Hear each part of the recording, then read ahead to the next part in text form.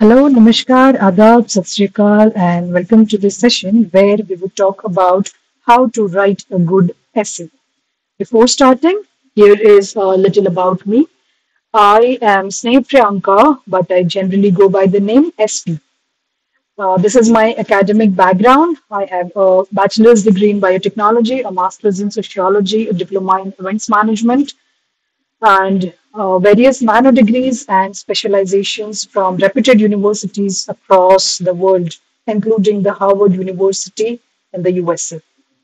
As far as my experience with civil services examination preparations is concerned, I had attempted and cleared multiple state civil services examinations with multiple attempts at UPSC, prelims, mains, and interview. Yeah, let us now begin. So, how to write a good essay? सबसे पहले you have to understand what a good essay is. उसके लिए you have to know that there is a particular structure to an essay. आपको ये तो पता होगा कि while writing GS answers हमारा जो structure होता है that includes introduction, main body and a conclusion. Similar goes for writing an essay, with an exception where introduction में कुछ parts होते हैं. Similarly, conclusion में कुछ parts होते हैं. So, in order to write a good essay, you have to understand कि जब आप introduction लिखे तो उसमें एक hook हो. Hook मतलब आपने देखा होगा कि जब boats, ships जो कोस्ट पे एट द पोर्ट लगती है तो इस तरह का कुछ एक हुक होता है उस शिप को उस बोट को वहां पर अटका के रखने के लिए. उसी तरह से यहाँ ऐसे में आपको एक हुक यूज करना है आपके रीडर का, आपके इवैल्यूएटर का, आपके एग्जामिनर का अटेंशन अटकाने के लिए अपनी तरफ. This hook ensures that the evaluator, the examiner would take you seriously. कि भाई कोई तो आ गया है, कुछ तो अच्छा बात बता रहा है, मुझे बड़ा इंटरेस्ट आ रहा है इसकी बातों में, मुझे मन है आगे इसका ऐसे पढ़ने का. ठीक है. उसके बाद या तो आप ऐसे कह लीजिए कि एनेक्डोट जो होता है आपका that is your another part of the introduction itself, या फिर आप एनेक्डोट को हुक की तरह भी यूज कर सकते हैं. ठीक है. Next is your thesis. एक थीसिस स्टेटमेंट भी इंक्लूड करना चाहिए हमारे इंट्रोडक्शन में, जिससे एग्जामिनर को ये पता चले कि हमारा पूरा जो ऐसे होने वाला है वो किस बारे में होने वाला है. सो essentially the thesis statement is about the topic and what you feel dear about that particular topic. ठीक है. Now about the main body. Main body में आपको essentially अपने आर्ग्यूमेंट्स को इन्वॉल्व करना है. ध्यान ये जरूर रखना है कि जो आर्ग्यूमेंट्स होंगे वो in favour of your topic and against the topic बहुत ही बैलेंस्ड तरीके में होने चाहिए मेन बॉडी में. ठीक है. Now as far as conclusion is concern, आपको कंक्लूजन में कभी भी अपने ऐसे का समरी या जिस्ट नहीं देना है. Generally aspirants do what, they include अपना पूरा समरी या जिस्ट कंक्लूजन में और कहते हैं कि ये हमारा कंक्लूजन है. No no no no no, ऐसा बिल्कुल नहीं होता. कंक्लूजन का मतलब होता है कि अब आपको अपना ओपिनियन प्रेजेंट करना है इस पर्टिकुलर टॉपिक के बारे में. यहाँ पे आपने आर्ग्यूमेंट्स देते वक्त क्या किया, इन फेवर एंड अगेंस्ट बहुत ही बैलेंस अप्रोच लिया है. बट यहाँ पे कंक्लूजन में अब आपको एक अपना स्टैंड लेना होगा, whether you stand in favour of that particular topic और अगेंस्ट द टॉपिक, आपको यहाँ पे ओपिनियन देना है. ठीक है. और इसके अलावा कंक्लूजन में you will call for an action, you will provide a food for thought, जिससे आपका ऐसे जो है वो एक कंप्लीटनेस का फीलिंग देगा इवैल्यूएटर को, एग्जामिनर को, जिससे आप एक इंप्रेशन छोड़ सकते हैं इवैल्यूएटर के ऊपर। क्योंकि आप समझिए इस बात को, कोई वो मूवी देखने जाते हैं, आप आपको अगर पूछा जाए कि आपको मूवी कैसी लगी, अच्छी लगी, बुरी लगी, आप क्या कहेंगे और किस बेसिस पे कहेंगे? अगर आपको उसका क्लाइमैक्स, कंक्लूजन अच्छा लगता है, वो आपके ऊपर इंप्रेशन छोड़ जाता है अच्छा, तो आप बोलेंगे मूवी अच्छी है। अगर आपको उसका क्लाइमैक्स, कंक्लूजन इंप्रेसिव नहीं लगेगा, तो आप क्या बोलोगे? मूवी अच्छी नहीं थी। मतलब आपका ऐसे अच्छा है या नहीं अच्छा है, it's all based upon your conclusion. बहुत अच्छी तरह से इस बात को ध्यान रखना, ठीक है। नाउ सबसे इंपॉर्टेंट डाउट जो हमारे पास आता है, बहुत सारे स्टूडेंट्स बोलते हैं कि ये आर्ग्यूमेंट्स जो है ना, ये पता नहीं है कहाँ से लाना है, क्या करना है इसका, बिकॉज उनका कभी होता है कि जीएस इतना स्ट्रांग नहीं होता है, कोई टॉपिक के बारे में उनके पास कंटेंट नहीं होता है, तब फिर कैसे किया जाए? तो देखिए, सबसे पहले तो आपको ये बात समझनी है कि भाई अगर आप कोई एग्जाम दे रहे हैं तो यू आर 20+ एटलीस्ट। कोई कॉम्पिटिटिव एग्जामिनेशन के लिए आपको एलिजिबिलिटी 20+ तो लगभग रहता ही है, if you are starting to prepare as well, है ना। प्रिपेयर कर रहे हैं मतलब आपके पास 20+ ईयर्स का एक्सपीरियंस तो है to live in a society. तो आपका सोशल एक्सपीरियंस से भी तो कुछ पॉइंट्स आ सकते हैं ना। आपने सोसाइटी में जो भी चीजें देखी है उनके ऊपर कभी कुछ सोचा भी होगा, आपकी एक अपनी फिलॉसफी होगी किसी चीज को लेकर के, यहां से भी तो आपके पॉइंट्स आ सकते हैं ना। तो फॉर एग्जाम्पल से अगर कोई फिलोसॉफिकल ऐसे है, गांधी का कोट है, an eye for an eye makes the whole world blind.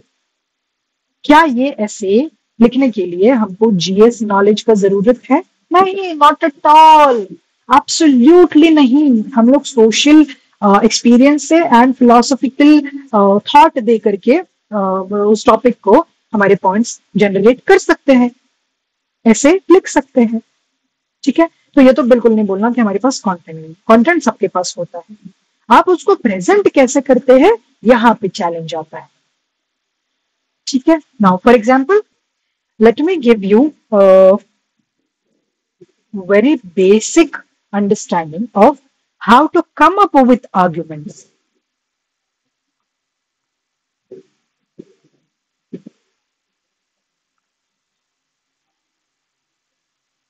How will you come up with arguments? देखिए, सबसे पहले तो ना ये होता है कि जब भी आप ऐसे राइटिंग के लिए शुरुआत करते हैं तो आपको क्या करना चाहिए? ब्रेनस्टॉर्म करना चाहिए। ब्रेनस्टॉर्म का मतलब क्या होता है? अपने दिमाग पे जोर डालना है। जोर कैसे डालोगे? आपके पास एक रफ शीट होनी चाहिए जिसके ऊपर आप ब्रेनस्टॉर्मिंग करते वक्त जो भी थॉट्स आएंगे वो लिखोगे, ठीक है। अभी इसको भी लिखना कैसे है, वेरी इंपॉर्टेंट। लोग क्या करते हैं, ऐसे ऐसे करके एक के बाद एक की बात एक, जो जो मन करता है, जो जो मन में आता है, जो जो ब्रेन में आता है, सब कुछ लिख देते हैं और फिर इसी को उठा के अपना जो पैर आंसर शीट होती है उसके ऊपर पहले ये वाला लिख दिया, फिर ये वाला लिख दिया, फिर ये वाला लिख दिया, ऐसे कट करते चले गए, हाँ ये हो गया, ये हो गया, ये हो गया, ऐसे करके। नहीं, बिल्कुल नहीं, ऐसा बिल्कुल नहीं करना है। This is the most most most improper way to go about it writing an essay. आपको क्या करना है, यहां तक का प्रोसेस ठीक है, आपने एक के बाद एक के बाद एक करके अपना सारा लिख लिया है जो भी आपके दिमाग में है पॉइंट्स, ठीक है। अब या तो आप एक के बाद एक लिखने के बाद दोबारा से इसको रिविजिट करो और ऐसे सोचो कि क्या ये वाला पॉइंट जो है ये मैं इंट्रोडक्शन में लिख सकता हूँ, ये वाला point I would take up in conclusion, ये वाला मुझे लगता है कि मेन बॉडी में आ जाएगा, ये वाला आई फील अगेन इंट्रोडक्शन में जाना चाहिए। अब देखिए, हमारे पास इंट्रोडक्शन का ये भी एक पॉइंट हुआ है, ये भी एक पॉइंट हुआ है, ये वाला हमको लगता है कि मेन बॉडी का होगा, ये वाला फिर कंक्लूजन का होगा, ठीक है। दो दो पॉइंट सबके लिए हमारे पास में है। अभी हमको ये सोचना चाहिए कि ये जो दो इंट्रोडक्शंस है इनमें से भी क्या ये वाला पहले जाएगा या ये वाला पहले जाएगा, ऐसे करके पहले हमको प्रायोरिटी लगा लेंगे अपने points. You have to prioritise all your points one by one. ठीक है, ये तो हो गया एक तरीका। दूसरा तरीका आपका ये हो सकता है, in your rough sheet only what you do is you make 3 columns, जहां पे इंट्रोडक्शन आप यहाँ पे जो भी आपका मन में पॉइंट्स आता है, मेन बॉडी एंड कंक्लूजन। ठीक है, आपका मन में कोई पॉइंट आया बट आपको लगता है ये इंट्रोडक्शन के लिए बेटर होगा, और सॉरी कंक्लूजन के लिए बेटर होगा, आप इसको यहाँ पे लिखो। कोई दूसरा नेक्स्ट पॉइंट आपके दिमाग में है, आपको लगता है वो मेन बॉडी के लिए इंपॉर्टेंट होगा, उसको यहाँ पे लिखो। आपको लगता है कोई तीसरा पॉइंट आया है मन में, वो आपको इंट्रोडक्शन में लिखना है, आप उसको यहाँ पे लिखो। एंड देन फिर यहां से आप इसको प्रायोरिटाइज करके अपना आंसर शीट में पैर में इसको लेके जाना है। ठीक है, सबसे पहला तो ये बात हो गया। नेक्स्ट, आपको आर्ग्यूमेंट्स लाने कैसे है, ये जो आपके पॉइंट्स आएंगे ना ब्रेनस्टॉर्मिंग के टाइम में, जो introduction main body and conclusion में जाएंगे, वो भाई वो आएंगे कहाँ से, वो हमको आते ही नहीं है, हम लाएंगे कैसे, हमको तो पता ही नहीं चलता पॉइंट कौन सा लिखना है, तभी तो हम उसको डिवाइड करेंगे ना इंट्रोडक्शन मेन बॉडी कंक्लूजन में भाई, बट हमको तो पॉइंट्स ही नहीं आते। अब क्या किया जाएगा? बहुत बहुत बहुत इजी इसका आंसर है।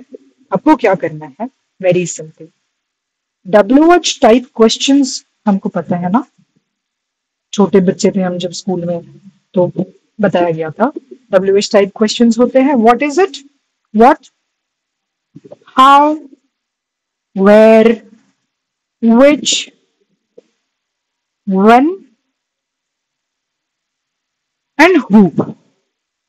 ठीक है, अब आपको कोई टॉपिक है, क्या टॉपिक हमने लिया था, जैसे कि an eye for an eye makes the whole world blind।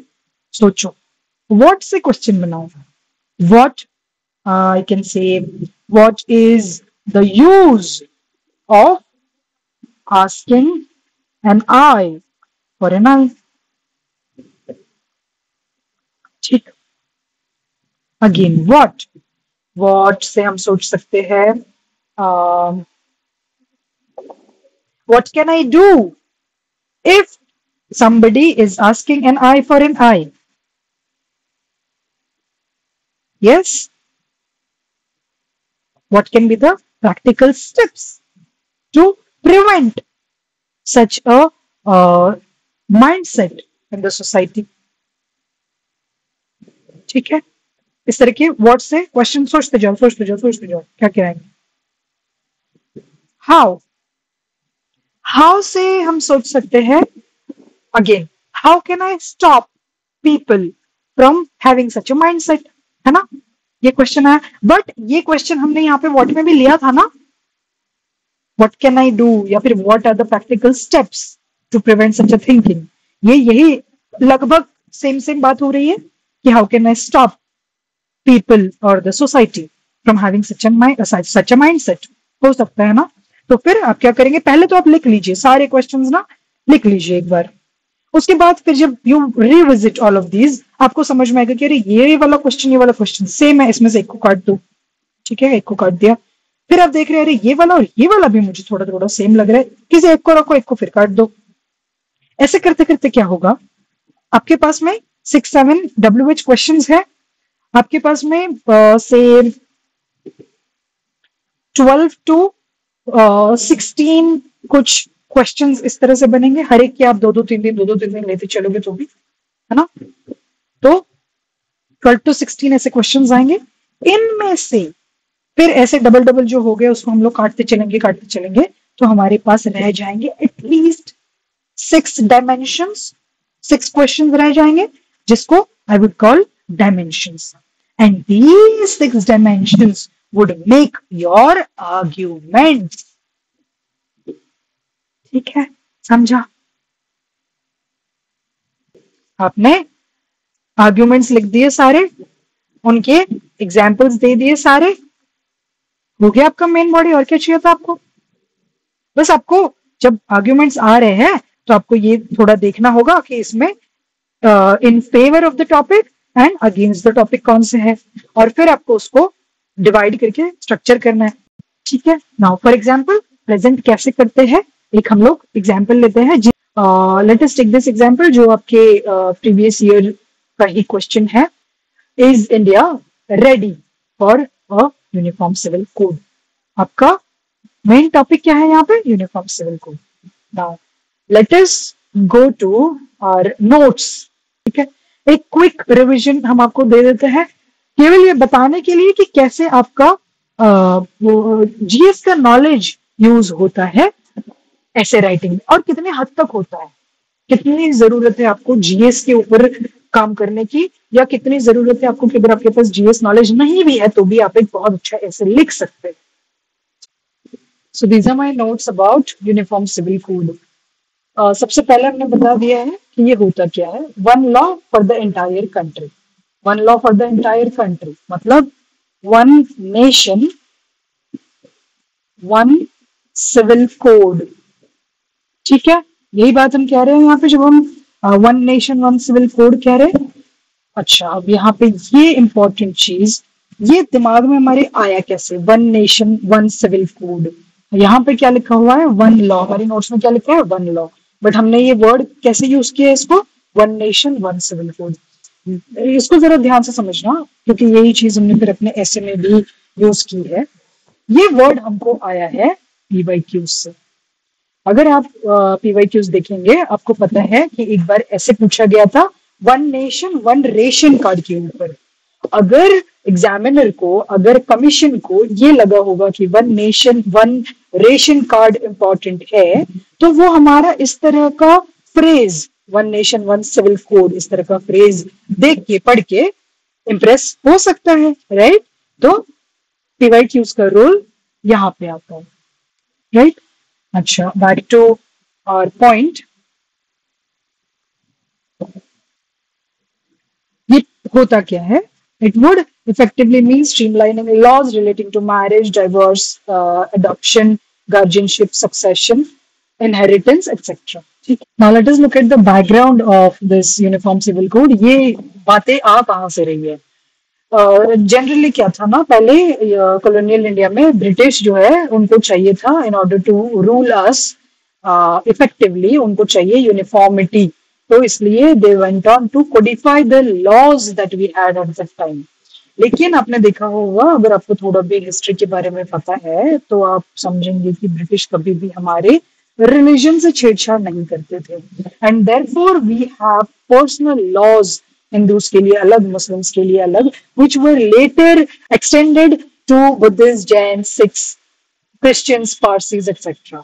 Problem ये हुआ कि religious rights versus fundamental rights में एक कॉन्फ्लिक्ट होने लगा, बिकॉज पर्सनल लॉज तो कहते थे कि ट्रिपल तलाक, पॉलीगैमी, ये सब चीजें अलाउड है, लेकिन कॉन्स्टिट्यूशन कहता है कि नहीं, ये चीज अलाउड नहीं है। तो अभी यहाँ पे कॉन्फ्लिक्ट देखने को मिला। ये सारे यूनिफॉर्म कोड्स हमारे पास है, but these are restricted to only civil matters, और उसमें भी स्टेट्स ने अपने हिसाब से कुछ अमेंडमेंट्स करके बहुत ही डाइवर्सिटी हो गई है स्टेट टू स्टेट। तो पहले देखते हैं हिंदू पर्सनल लॉज का क्या सीन है।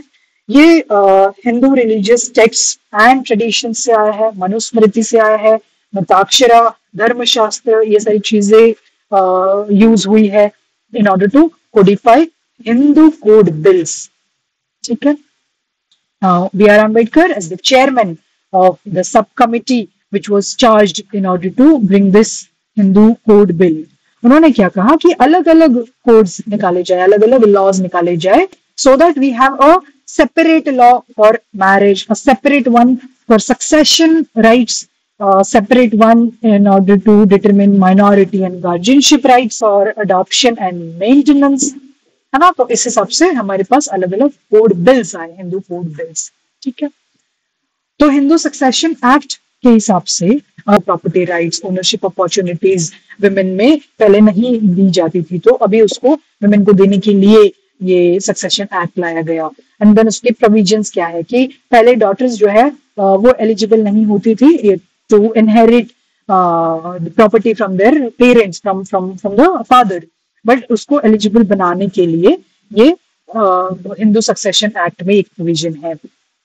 अगर कोई इंटरस्टेट मेल का डेथ हो जाता है, इंटरस्टेट मतलब विदाउट अ विल अगर कोई व्यक्ति मर जाता है, उसका डेथ हो जाता है, तो उसकी प्रॉपर्टी जो भी होगी वो कहाँ पे डिस्ट्रीब्यूट होगी। तो वो उसमें पहले था कि मतलब इस एक्ट में, सक्सेशन एक्ट में बनाया गया कि class 1 heir and class 2 heir, ऐसे अलग अलग कैटेगरीज दी गई थी कि अगर क्लास 1 हेयर नहीं होता है, जो कि जनरली मेल मेंबर्स होते थे of the family, even distant cousins of the woman, उनको पहले प्रेफरेंस दिया जाता था। अगर वो नहीं है तो फिर वुमेन को क्लास 2 हेयर को मिलती थी। बट लेटर इसको अमेंडमेंट में वुमेन को भी हेयर में डाल दिया गया है कि यहाँ पे केवल मेल मेंबर्स नहीं होंगे, वुमेन भी क्लास 1 हेयर हो सकती है। विनीता शर्मा केस में डॉटर्स को भी इक्वल राइट्स दिए गए हैं by birth to inherit the family property. ठीक है, शरिया लॉ होता है, Christian personal laws, Parsi personal laws, Sikh personal laws etcetera. अब इसकी जरूरत क्यों पड़ी? To ensure equality for national integration, one civil code for one particular nation होना चाहिए, जेंडर जस्टिस के लिए फ्रीडम ऑफ चॉइस होना चाहिए हमको, simplification and rationalisation of the legal system, क्योंकि हम देख रहे थे कि इवन स्टेट्स में अलग अलग अमेंडमेंट्स करके उसमें डाइवर्सिटी क्रिएट कर दी है, तो रैशनलाइजेशन नहीं रहता है, इसलिए लीगल सिस्टम का रैशनलाइजेशन एंड सिंप्लीफिकेशन करने की लिए जरूरत है। And in order to align ourselves with respect to modernisation, क्योंकि कई बार ऐसे होता है कि पर्सनल लॉज में जो चीजें हैं वो आउटडेटेड हो जाती है। फॉर एग्जांपल, पहले तो भाई हमारा पर्सनल मतलब क्या बोलते हैं, रिलीजन ट्रेडिशन कहता था शादी के लिए, बट अभी तो वो you can not even think about it, है ना। तो उस तरह की चीजें अगर ऐसे कुछ है, जैसे कि पर्सनल लॉज जो कहते हैं कि women can not inherit father's property, तो ये this is not quite rational and in alignment with modernisation. तो आपको इस तरह की चीजों को, इस तरह की रिग्रेसिव प्रैक्टिसेस को, आउटडेटेड प्रैक्टिसेस को हटाने की जरूरत है ना। तो इसलिए आपको यूसीसी की जरूरत है। And in order to elevate our global image as a nation, to protect human rights, ठीक है। And essential and non essential क्या है रिलीजन में? रिलीजन में आपको ये डिबेट पता होगी, डॉक्ट्रिन ऑफ एसेंशियलिटी, जहाँ पे अभी हाल ही में एक हिजाब बैन को लेकर के केस चला था। तो वहां पे हमने देखा कि शिरूर मठ केस में already doctrine of essentiality invent कर दी गई थी, जिसको दोबारा से कर्नाटक हाई कोर्ट ने and then Delhi high court ने और फिर सुप्रीम कोर्ट ने रिवाइव किया कि हाँ, आपको जरूरत है इस बारे में सोचने की कि क्या हिजाब actually is an essential practice with respect to the Islamic religion। हाँ, तो ये आपको डिबेट पता होगी, शायद पता होनी चाहिए जीएस के पर्सपेक्टिव से। और फिर हम देखते हैं कॉन्स्टिट्यूशनलिटी, भाई क्या है इसकी? आर्टिकल 44 कहता है कि द स्टेट शैल एंडीवर, जबरदस्ती थोपेगा नहीं, it shall endeavour to secure for its citizens this UCC. और हमारे पास एक डीपीएसपी है आर्टिकल 44 में, है ना। एक फंडामेंटल राइट भी है, कौन सा? टू प्रैक्टिस योर रिलीजन, ठीक है। Then UCC and constituent assembly debate. Okay, now B R. Ambedkar, Krishna Swami Ladi Krishna Swami Ayyar and K M. Munshi, इन लोगों का कहना था कि यूसीसी होना चाहिए in order to secure equality and justice, क्योंकि हमारा nature of state is secular और उसको अलाइन करता है UCC, and in order to protect women's rights. But कुछ लोग जैसे नजीरुद्दीन अहमद एंड मोहम्मद इस्माइल खान, ये लोग थे इन ऑपोजिशन ऑफ यूसीसी। तो ये लोग कहते थे कि नहीं, रिलीजन को अपना एक ऑटोनॉमिक स्फीयर होना चाहिए, कल्चरल सेंसिटिविटीज को हमको बहुत अच्छी तरह से अकोमोडेट करते हुए चलना पड़ेगा, क्योंकि हमारे यहाँ पे कल्चरल डिवर्सिटीज बहुत ज्यादा है, एंड अगर हम ऐसा करते हैं तो सोशल अनरेस्ट होने की बहुत ज्यादा संभावना है, क्योंकि सब लोग यूसीसी को एक्सेप्ट नहीं कर पाएंगे, ऐसे हम लोगों को लगता था। तो uncertainty about what was acceptable as freedom, ये थोड़ा दिक्कत वाला चीज हमको दिखाई देता है कॉन्स्टिट्यूएंट असेंबली डिबेट्स में, ठीक है। एंड देन चैलेंज क्या हो सकते हैं यूसीसी के लिए कि डाइवर्स पर्सनल लॉज है, डाइवर्स कस्टमरी प्रैक्टिसेस है, रिलीजियस एंड माइनॉरिटी ग्रुप्स की तरफ से हमको रेजिस्टेंस देखने को मिलता है, पॉलिटिकल विल ही नहीं है, सॉरी मतलब जो पॉलिटिशियंस है, जो लोग पावर में है, वो लोगों को मतलब आम जनता को बांट के रखना चाहते हैं on the basis of religion, तो इसलिए भी एक कंसेंसस नहीं बन पाता है। And there are also practical difficulties and complexities in order for a UCC to come in. Okay, then secularism and uniform civil code, कैसे ये सेक्युलरिज्म की आइडिया से कॉन्फ्लिक्ट में है, ये आप यहाँ पे देखिएगा। और ट्राइबल राइट्स के बारे में कैसे कॉन्फ्लिक्ट में आता है या क्या चीजें होती है इसमें, ये आप यहाँ पे पढ़ सकते हैं। Then it also undermines federalism and constitutional assembly का व्यू हम लोग देख चुके हैं कि कंकरेंट लिस्ट में इसीलिए पर्सनल लॉज को डाला हुआ था, क्योंकि स्टेट टू स्टेट ये चीजें डिफर करती है, और अगर स्टेट्स चाहे तो इस पे अपना से ले सकते हैं, एक अपना टेक हो सकता है स्टेट्स का। सुप्रीम कोर्ट की अलग अलग व्यूज रहे हैं, बट जनरली अगर देखा जाए तो सुप्रीम कोर्ट ने यही कहा है कि you have to get this UCC secured for your citizen. तो शाहबानो के केस में हमने देखा है सबसे पहली बार 1985 में कि सुप्रीम कोर्ट कहता है कि UCC would help in removing contradictions based from ideologies. Later on Sarla Mudgal case में भी यही कहा है सुप्रीम कोर्ट ने कि UCC would prevent fraudulent conversions and bigamous marriages, तो इसलिए यूसीसी को लाना चाहिए, लाना जरूरी है। एक केवल पाई फाउंडेशन केस में ये कहा गया था कि it might not be in accordance with the spirit of Indian secularism. ये ध्यान रखना है, ये केवल एक ऐसा मेजर केस है which is coming against having UCC, but otherwise Shah Bano case, Sarla Mudgal case, Shayara Bano case में भी सुप्रीम कोर्ट ने यही बताया है कि पार्लियामेंट शुड इनैक्ट लॉ, मतलब यूसीसी को लाना चाहिए। ठीक है, तो हम ये देख रहे हैं यहाँ पे शाहबानो या शायरा बानो, ध्यान रखिएगा बिकॉज इसको हम अभी ऐसे में यूज करने वाले हैं। शायरा बानो के बाद 2017 के बाद एक 2018 में भी इंडियन यंग लॉयर्स एसोसिएशन का केस गया था, जहां पे सुप्रीम कोर्ट ने कहा था कि no religious practice can claim supremacy over the constitution, constitution is supreme और कॉन्स्टिट्यूशन सबके लिए समान होना चाहिए। इसलिए अगेन ये यूसीसी को फेवर कर रहा है। ये जो जजमेंट है इंडियन यंग लॉयर्स एसोसिएशन वाला जजमेंट, 2018 का जजमेंट, शायरा बानो के बाद वाला जजमेंट, ये अगेन यूसीसी को फेवर करता है। ठीक है, एंड लास्टली हाँ, यही वो बात है जो हम पहले कह रहे थे कि 21st लॉ कमीशन ने कहा है कि it is neither desirable nor necessary to bring into UCC. आप इसमें हाँ, ये neither necessary nor desirable, yes, क्योंकि एक यूनिफॉर्मिटी हमेशा जरूरी नहीं होती है, आपको डिफरेंसेस को अकोमोडेट करके चलना पड़ता है when you have such a huge diversity in your country. And 22nd law commission में भी ये हुआ है कि ये यूसीसी के बारे में कोई एक पक्का रिपोर्ट दे ही नहीं पाए, it is just open for feedback अभी बैक इन 2013, बट अभी कोई भी रिपोर्ट उनके तरफ से नहीं आई। ठीक है, this is all that you would study when you would study in GS about uniform civil code. ठीक है, अब इसको हम ऐसे में कैसे यूज कर रहे हैं देखिएगा। So this is what I have written for my essay on is India ready for a uniform civil code? A nation's progress lies in unity and unity lies in equal laws for all. ये हमने सबसे पहले क्या किया है, this is my hook, एक coat दे दिया है। ठीक है, हुक में हमने एक कोट दिया। Now this I would extend saying कि a village elder once told a young girl in a remote hamlet of Uttarakhand as she asked why her brother could inherit their father's land but she could not. ये हमने यहाँ पे क्या कर दिया, एक anecdote दे दिया अपने इंट्रोडक्शन में।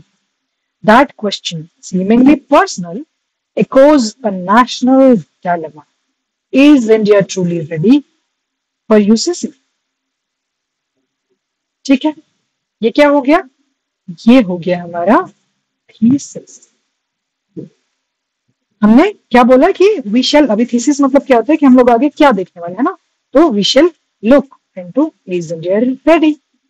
ठीक है, अब यहां से हम शुरू करेंगे one nation one civil law. याद है हमने बात की थी, ये हमने एक थोड़ा लुक्रेटिव, एक थोड़ा क्रिएटिव हेडिंग यूज कर लिया है। व्हाई? बिकॉज हर कोई ऐसे लिख रहा है, तो आपका ही ऐसे एग्जामिनर क्यों देखेगा? क्यों देखेगा? क्योंकि उसको कुछ क्रिएटिविटी नजर आएगी, तभी वो उसमें इंटरेस्टेड होगा, तभी वो उसको देखना पढ़ना चाहेगा। तो ये क्रिएटिविटी हमने यहाँ पे इस्तेमाल कर ली है। यहाँ हमने सबसे पहले बताया है कि ये भाई ये होता क्या है, ये किन चीजों से डील करता है। यह कहाँ से आया ये कंटेंट? अभी आपने देखा हमारे जीएस कंटेंट से आया है ना। Enshrined in Article 44, the idea seeks to establish a legal uniformity. ठीक है, yet it remains more aspirational than actual. समय के साथ साथ it got deferred, and again owing to India's vast socio-religious diversity. ये फिर से पिक्चर में आया है, India's plural legacy. हमने अभी यहाँ पे डाइवर्सिटी की बात की, अब हम इसको यहाँ पे एक्सप्लेन करेंगे। आप देख रहे हैं, this is called a smooth transition of ideas. एक के बाद एक धीरे धीरे हल्का हल्का उसको हम नीचे नीचे नीचे लेके जा रहे हैं। एब्रप्ट जंप नहीं कर रहे हैं, कहीं से कुछ ए से डी चले गए फिर सी आ गए, हाँ, नो नो नो, ए के बाद हमेशा बी ही आएगा इन स्मूथ ट्रांजिशन। तो हमने यहाँ पे इंडिया की प्लूरल लेगेसी मतलब डाइवर्सिटी की बात कर दी है कि इतना सारा डाइवर्स है भाई। And while Hindu code was codified and reformed under Ambedkar stewardship, अभी देखा हमने ना अंबेडकर का चेयरमैनशिप था उस कमेटी के लिए जहां पे हमने हिंदू कोड बिल काफी सारे देखे थे। उसी तरह से मुस्लिम पर्सनल लॉज भी है हमारे पास, क्रिश्चियन पर्सनल सबके लिए अलग अलग है। This pluralism while it celebrates diversity क्या करता है, एक लीगल इनइक्वालिटी बना देता है स्पेशली फॉर women। कैसे? ट्रिपल तलाक, अनइक्वल इनहेरिटेंस राइट्स, जैसे आया ये content. such disparities within the communities then contradict with constitutional vision।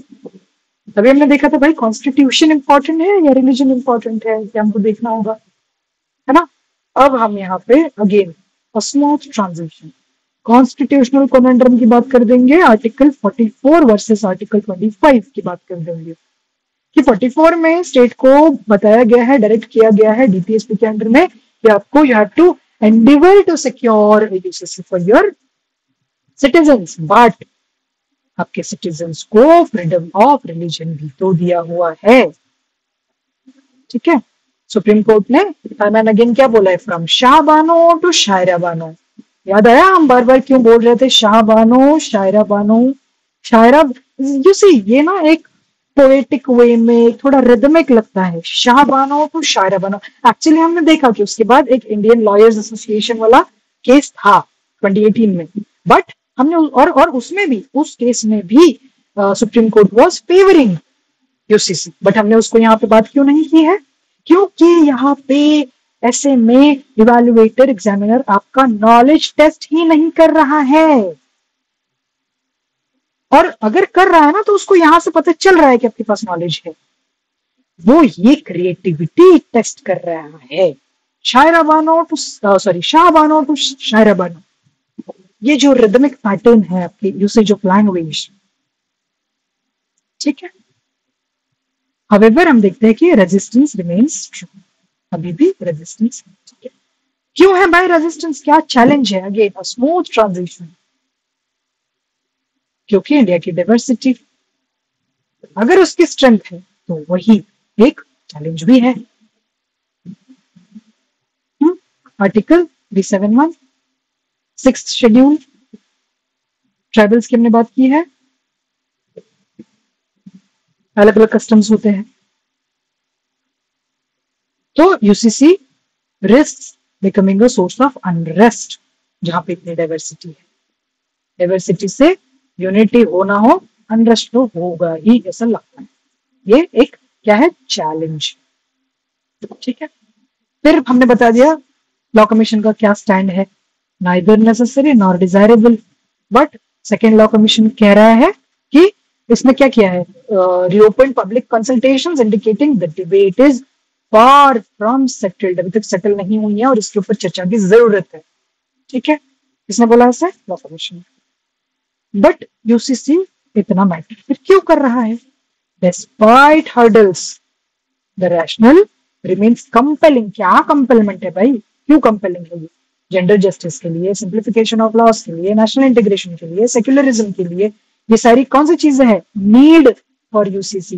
हमने भी देखा था नोट्स में, तो हमने ये कह दिया कि वाई इट स्टिल मैटर्स, इन सारी चीजों को सिक्योर करने के लिए। UCC is not about erasing religious identity, but about ensuring equal civil rights for all. ठीक है, एंड लास्टली हमारा कंक्लूजन, रोड अहेड क्या है? It must be paved with dialogue. क्या कहा था हमने? आपको अपना एक ओपिनियन देना है कंक्लूजन में, आपको एक कॉल फॉर एक्शन देना है कंक्लूजन में, आपको एक फूड फॉर थॉट देना है कंक्लूजन में। यस, चलो देखते हैं हमने ये दिया है क्या। The same girl from Uttarakhand, same कौन? वही जो इंट्रोडक्शन में हम बात कर रहे थे, same girl from Uttarakhand, now she has become a lawyer. छोटी बच्ची थी ना वो, returns to her village and tells her community faith is not in conflict with fairness.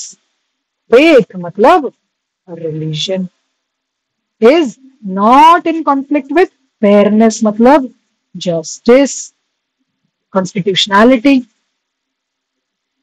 ये हो गया हमारा ओपिनियन। इंडिया में not be fully ready for one size fits all civil code, but it is certainly ready to have a conversation. भाई बात तो करो भाई, डायलॉग तो करो।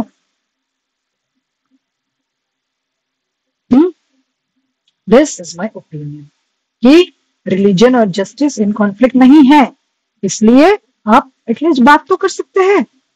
A uniform civil code must evolve not as an imposition but consensus की तरह, born out of dialogue, driven by empathy, anchored in constitutional morality. Only then can India's unity truly reflect its laws. And the words of the village elder जो introduction में बात कर रहा था, find their rightful place in the soul of the nation. क्या बात कर रहा था village elder? A nation's progress lies in unity and unity lies in equal laws for all. UCC लाएंगे तो क्या होगा? Equal laws for all. Yes? समझ आया? How did we go about writing our essay? So this is all for this session. I hope you understand. किसी को अगर कोई भी प्रॉब्लम है, कुछ भी पूछना है, you can always ping me at Sneh Priyanka on Telegram. And हम लोग एक voice call schedule कर सकते हैं and I can clarify all of your doubts there as well. ठीक है? I wish you all the very best. Keep practicing. Thank you. एक voice call schedule कर सकते हैं and I can clarify all of your doubts there as well.